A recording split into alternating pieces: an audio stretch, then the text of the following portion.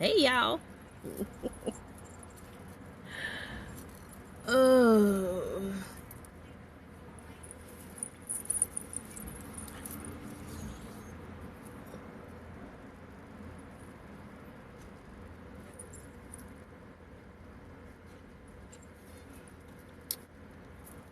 how y'all doing?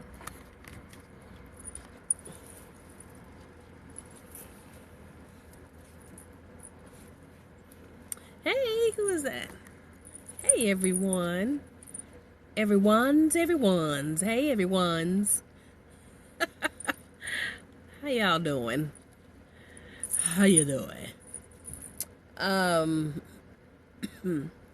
I want to have a little conversation because I'm waiting here at my studio waiting for a client. So just wanted to say hey. Hey, that says Charlie Angel. Hello, how are you? Oh, honey. Ooh, I gained a lot of weight. That's that doggone COVID weight. How are you? You doing all right? Charlie, you doing okay?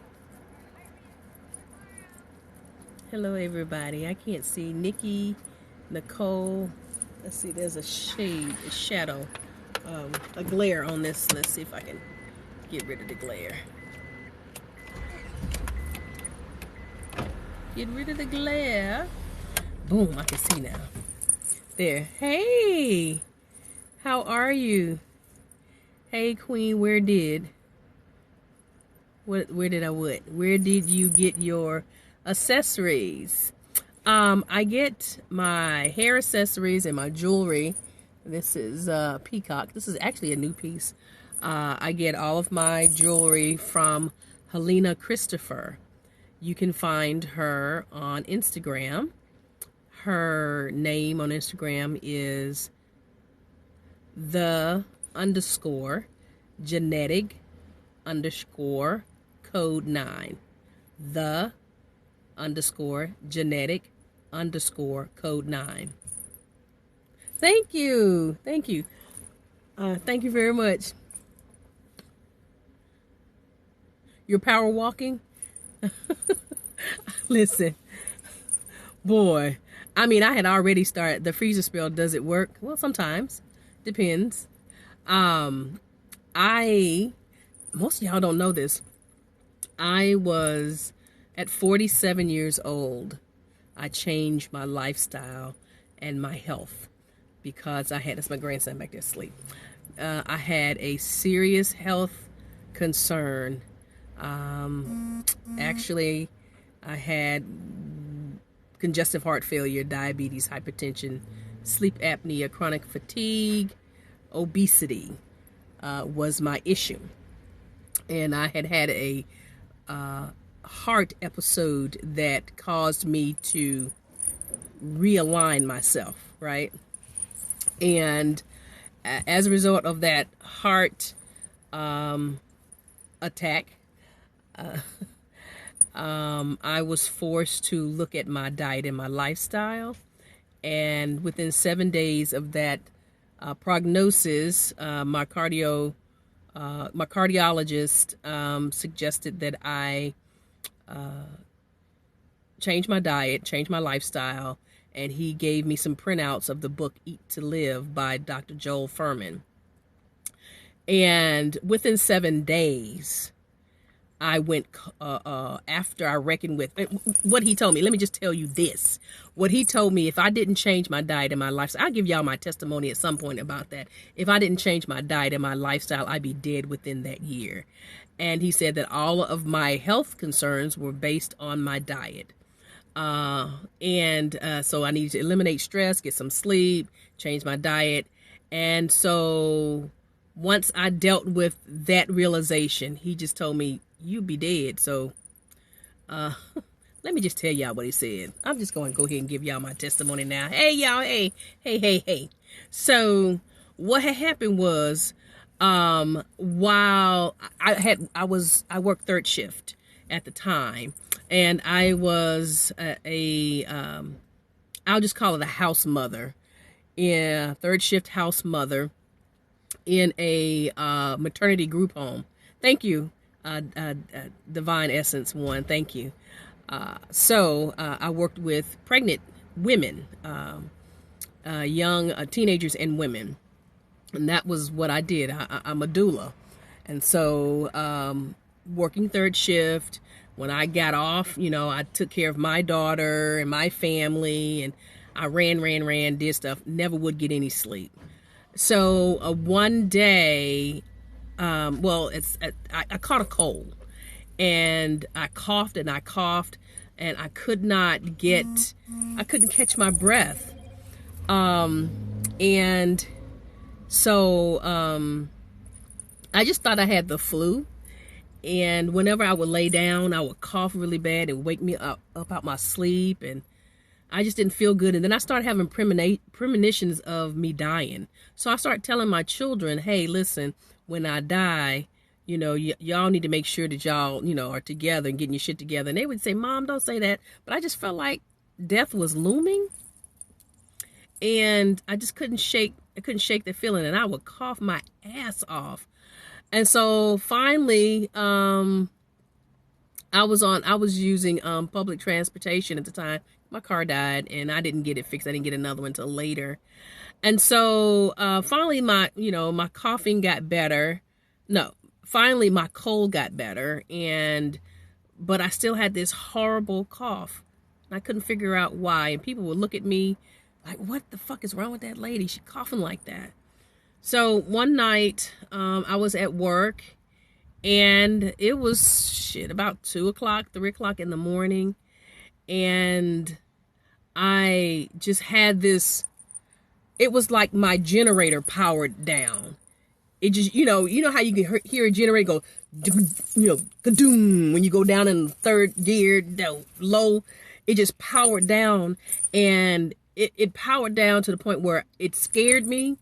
And I jumped up out of my seat and took this great big gasp of breath like that, because I felt like everything shut off, and everything shut down. And so I took that big breath and I sat down, and then slowly my eyesight began to dim. Like I couldn't figure out why. I couldn't see.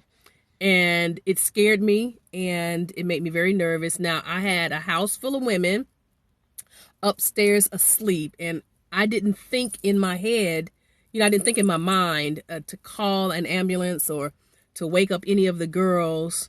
I didn't do it, What I did is I just said that I think I'm going to die, and it just got worse. I couldn't see.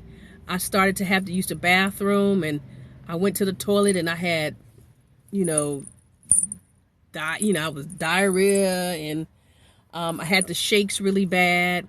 And so the only presence of mind I had at the time was to close off everything. I cleaned up my desk. I logged off my computer. I got all my files together, all my paper together, and all I could say is, I know I'm getting ready to die, and just let me make it until in the morning. And so I got my coat on, and I put my purse. Now this is in the morning. It was actually about 3 or 4. It's about 3 or 4. And I said, well, the first shift person is going to come in at 7 o'clock, and she's going to find my body. So I'm going to sit on this couch, and I'm gonna die here, and she'll call the ambulance, and she'll call everybody. I don't know why I did that. And that's what I did. I sat on the couch and I drifted off to die. And I opened my eyes and I looked around, I thought I was dead. I didn't know. I was like, gosh, heaven or am I in hell? But whatever it is, it sure looked like the living room of my office. It looked like a living room of the home. And it took me a minute to get my shit together. And I touched my hands and I said, I'm still alive. I couldn't believe it. I looked at my watch and it was about 10 minutes to 7. So soon, Mary came in. That was the first shift house mother. She came in and she said, Sophia, you don't look good. And I told her, I don't feel good either. And so I said, I'm going to go home. And I'm going to lay down. I don't feel good. Not knowing what had happened. I didn't tell her, hey, y'all, hey. And so, again, I was on public transportation, and I walked about 3 blocks to get to the bus stop. And I had to prop myself up on the trash can at the bus stop so that I wouldn't pass out because I was really weak. And I sat on the bus, and I went all the way to the train station, got off the bus, got on the second bus, and I went home. And I told my children that I didn't feel good. No, I found, no, it wasn't my hemoglobin at all. I was saying earlier that I felt like my heart stopped. And so I got home and I told my daughters that I didn't feel well, and I just went right to bed. And they knew something was wrong, but I didn't tell them what I had experienced the night before. And then a good friend of mine, out of the blue, it must have been about 2 days. I took 2-3 days off. I just told them I didn't feel well, and they just told me to stay home. Oh, no, I did not. It was the weekend, and I worked during the week, and I was off the weekend. So so I had 3 days off, and I just rested those 3 days. And a good friend of mine called me, and I told him what happened, and he said, Sophia, don't play with that. He said, that's the same thing that happened to me, and I had a heart attack. And he said, I think you may have had a heart attack of some sort. So he gave me the number to his cardiologist, and he made me go by making the appointment and paying for the appointment because I didn't have insurance at the time. You had a heart attack at 17? Yeah, it's a serious thing. I don't fuck around with it, and I've been fucking around. But anyway, so I did go to the cardiologist, and this is what he said. As I was starting to say earlier, he did all of the examinations. Yeah, I went through in machines and stuff, and what he said was, he said, sis, it was an African-American cardiologist, Dr. I think it's David Smith, said, sis, your problem is all health related or diet related, lifestyle related.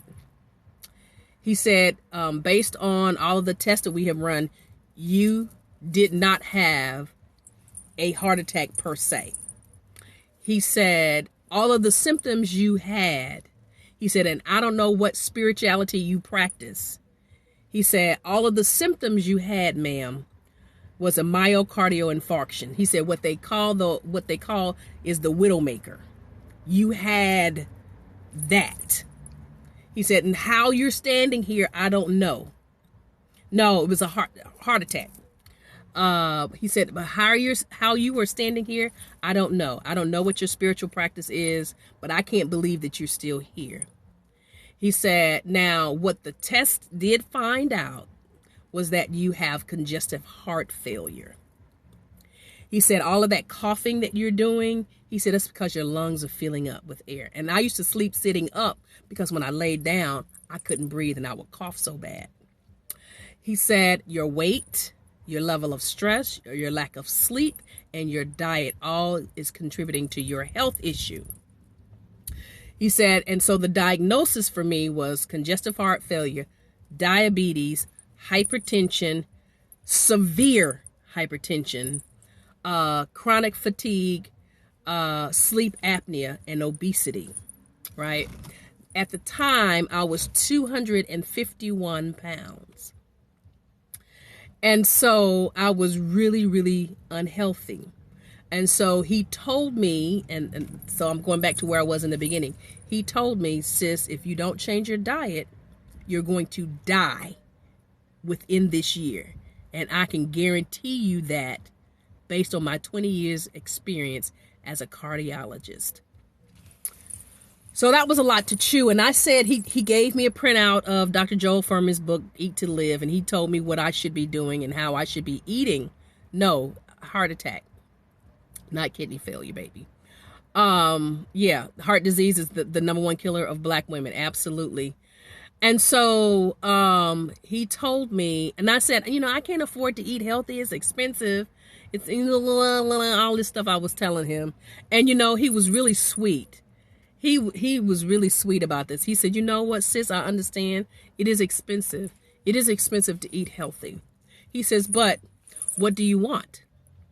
He said, either you're going to eat healthy and preserve your life a little longer, or you're not, right? And die. He said, either you pay me. He says, either you eat healthy and you spend the money eating healthy, or you pay me, a cardiologist, a specialist, or you pay the hospital. You pay your hospital bills, or you pay your therapist, your what do you call your occupational therapist. He said, because if you have a stroke or a heart attack, you probably need to learn how to walk again and use your arms and limbs again if you live. He said, but the cheapest way out of it, of course, is for you to go ahead and die. And then, of course, your kids can pay for your funeral arrangements. Do you have insurance? Girl, listen, when he said that, I was like, what? And that's when he said, because I can about guarantee you that you'll be dead this year if you don't change. Boy, that thing scared me. He sent me home. I cried. He sent me home with these printouts of how to eat healthy and let me think about it. And 7 days after that, 7 days, I said, I want to live. I want to live because my grandbaby, my first grandchild just got here. And I said, I want to see her grow up. I want to live. And I went cold turkey. I'm a sister that can eat about 6 pieces of chicken by herself. Cold turkey. I went to a raw vegan. I became a raw vegan. Cold turkey. When I say raw vegan, I don't mean a vegetarian. I mean raw. The DTs that I went through withdrawals so damn bad. Oh my God. The migraines were horrible and almost made me quit. But I was afraid that I would die. And I was not ready to die. Right? So I did it. And I remained at that time. Because you hear what I said at that time. I couldn't even exercise because the doctor was concerned. He prescribed for me was it amlodipine or lisinopril? I think it was lisinopril. And it made me cough. So then he gave me amlodipine. He told me that he was concerned about me exercising until I got my blood pressure down. I remember it was at one time 217 over 107, 110. 217 over 110 at one time. He told me, I he didn't feel comfortable with me exercising until I could get some control once the medications and I started taking that, once it, got into place before I went and exercised. That's how in a weakened state my health was. And so for about 6 years, I remained a raw vegan. When I say I ate raw, I mean I would go to the farmer's market, get food, eat it straight as it was. Cut it up on my plate, eat it raw. I went smoothies. I did smoothies. I got addicted to smoothies. I drank smoothies. I was losing 7 pounds a week. Then I got stronger and I was able to exercise. And so eating like that opened up my mind. It opened up. I saw all kinds of changes in my hair, in my skin, in my weight, in my ability to focus and to concentrate, in my whole feeling about life. It just changed. My intuition got heightened. It was greater. It was amazing what eating healthy did. All right. I can't even explain it to you. So I remained that way for about 6 years. And I walked every day, up to 7 miles a day. I walked. I didn't run. I used to be an athlete. I used to run, and all that kind of stuff. And I just didn't want to run. And I would go to the gym, but I walked. I love being outside, so I would walk again up to 7 miles, sometimes one way. That would be 14 miles round trip.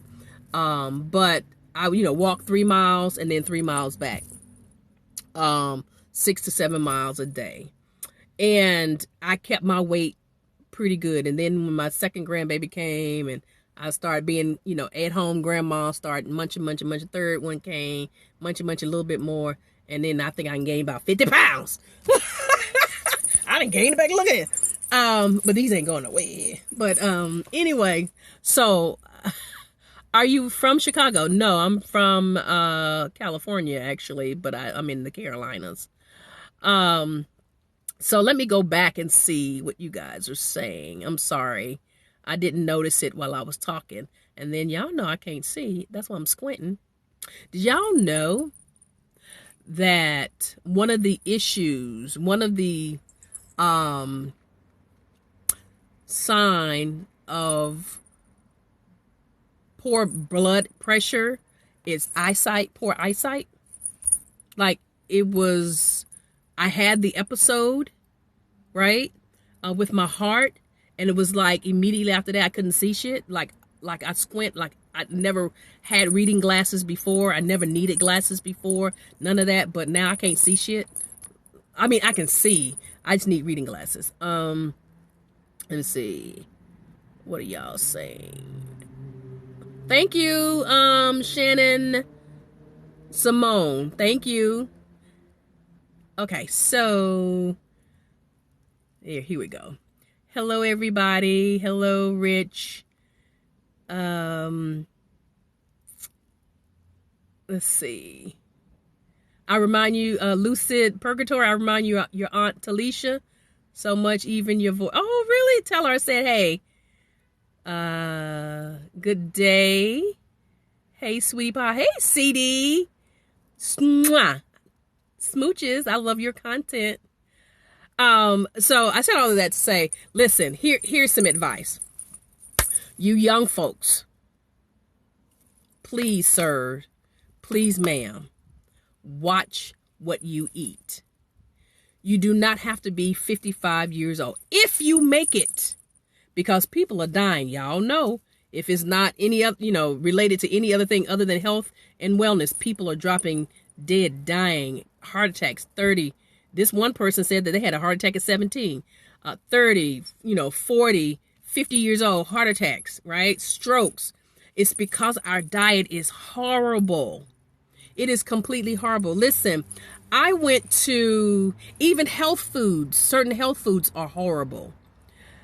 I noticed that a lot of the vegetarian foods are high in soya and high in sodium. Terrible. When I was eating clean, I didn't eat any prepackaged nothing. The only foods that I ate that came in a package was beans.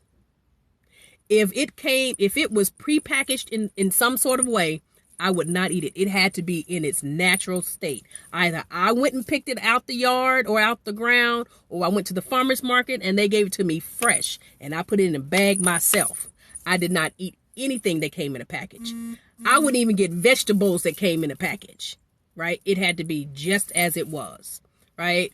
And so nothing prepackaged. I didn't do rice, white rice at all. I did black rice or forbidden rice periodically. I did have quinoa, and I did eat, oatmeal. I think oatmeal and quinoa were the other two things that I did have that came out of a package, because I didn't have no wheat or nothing to go get. So those might have been the only thing. Juices, I didn't drink any juice from the grocery store at all. I would get me some fruit and I would do smoothies, or I make a juice. That was all I had. That's all I drank. Um, then I learned about supplements, and I started working, in supplements. And I worked for about 4 or 5 years, actually 5 years, in supplement retail. But so that's how I ate, fresh. It was a smoothie in the morning. I drank about a gallon of green juice a day. I kid you not. I would get up in the morning, drink my water. Within first 30 minutes of your eyes popping open, you should drink some water.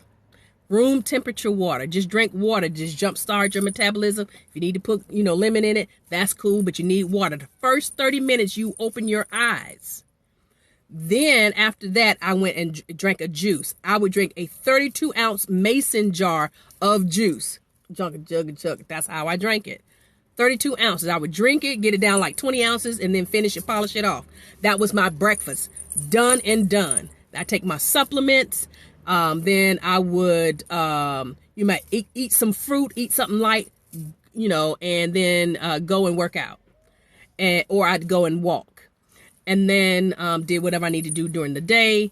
I took with me fruits and vegetables to eat during the day, so I would not snack. So I didn't have the little chips and all of even the health food snack. No, sir. I got nuts and beans and seeds.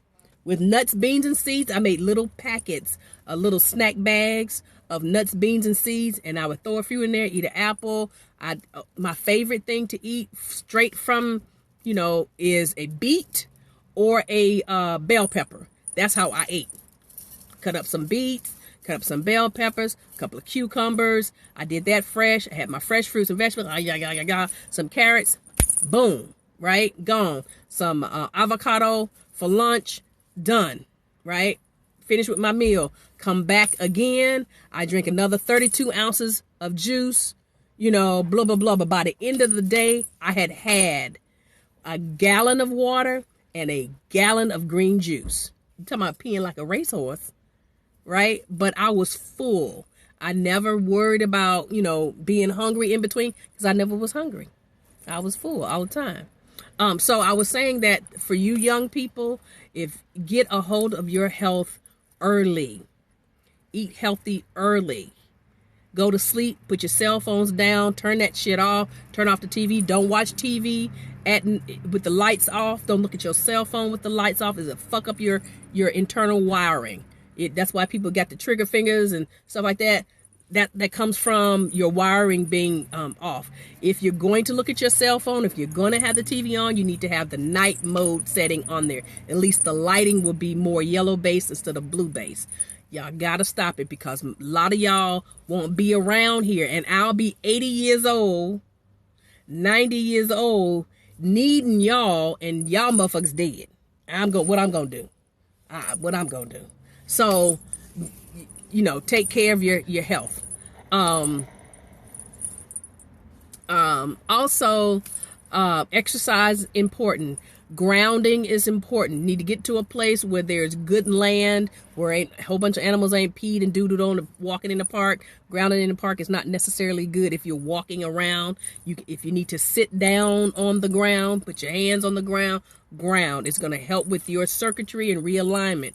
You got to do it, sirs and ma'am. You got to do it, because y'all eat terribly. I didn't realize how bad people ate until I started eating healthy. People would make fun of me. I would go to, I was still in church. I was leaving church, but I was still in church when I was walking.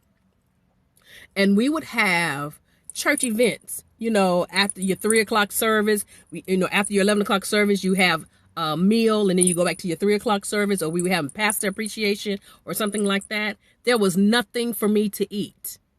Here's an average church meal: fried chicken, baked chicken, green beans, macaroni and cheese. Somebody might have some dressing, right? Green beans, macaroni and cheese, cabbage if you're lucky. Cabbage, or greens. You might get some big mama in there to make a pot of green, a mess of greens. But it was fried chicken, baked chicken, macaroni and cheese, green beans, some sort of rice, and that raggedy ass white lettuce, that iceberg lettuce. And you have a couple of shrivels of carrots on there with blue cheese, ranch, Thousand Island, or Italian dressing. Then you would have all the cakes and pies you could think of. It would be red velvet, sour red velvet cake, sweet potato pie, pecan pie, butter cake, all of that. Nothing for me to eat. All I could do was go in the back, because I was a minister, go in the back and eat some lettuce. Because everything else that we were eating was horrible for us. Likewise, family events, Thanksgiving, Christmas, I would hear people like, what you eat? What does vegans eat? Food, fool. We eat food. I eat food. What y'all eat? Y'all don't eat food. Y'all eat shit. Bullshit. Right? And so I would go to family events and there would be nothing for me to eat, because even the healthy foods were cooked in an unhealthy way. You know, the collard greens had nothing left. They were limp. No nutritional value left in your collard greens. Everything was, steeped in butter, smothered in butter. And let me tell you, now, don't let me trip and tell y'all that I don't cook, because I was one of those I could fry a whole chicken and, collard greens wash them from scratch, and cabbage and a fat back. I know how to do fat back and baked macaroni and cheese, the kind of stuff that you would eat in my black household, giblet gravy, right? With the dressing, you know what I'm saying? Not stuffing, dressing, where you got to slice it. That's how I cook. And beans and all kinds of stuff. That's me. Okay. So I learned how to cook. I cook like Big Mama. Okay. So, anyway, there was no place for me to eat, nothing for me to eat. And so I learned how to, prepare my foods so that when I go places, I'd have to bring a lot of times my own food. One of the biggest, cheats that people don't know they're cheating when they're eating is condiments.